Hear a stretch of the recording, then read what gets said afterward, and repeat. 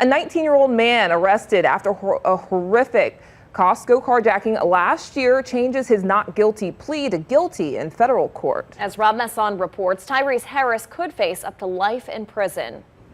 In court, Tyrese Harris said he was a senior at Livingston High School. Wearing a red prison jumpsuit and shackles, he told Judge Jay Zaney several times, "Yes, Your Honor," indicating he understood the charges against him and the implications of pleading guilty on all 5 counts. Did Tyrese ever talk to you about any of these incidents? No, my boys don't talk to me.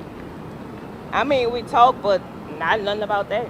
Ivory Harris walks out of federal court just moments after her middle son Tyrese pleaded guilty to all 5 counts in a federal indictment arising from 3 carjackings over the last 2 years, including the horrific carjacking of Kelleye Rhein at the Carlton Avenue Costco 1 year ago.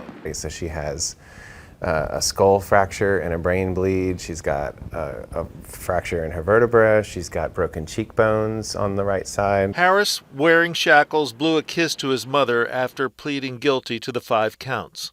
This was my client's choice. He was very adamant he wanted to accept responsibility for the crimes he's been accused of. Harris could face life in prison on just 1 count, count 3, using a firearm in furtherance of a carjacking.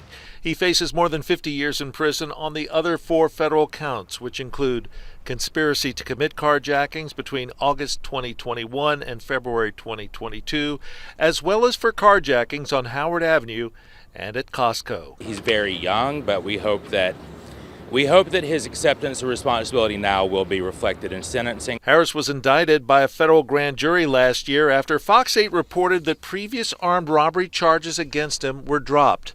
Since then, he's also been charged with second-degree murder in the death of 12-year-old Derek Cash, whose body was found on Michoud Boulevard in New Orleans East, which was the first murder of 2022. He's a very young defendant. He's made some terrible mistakes, but he is accepting responsibility and he does want to move forward. Harris's mother says her son suffers from attention deficit disorder and has been having trouble getting medication. He's been off his medicine for a little while.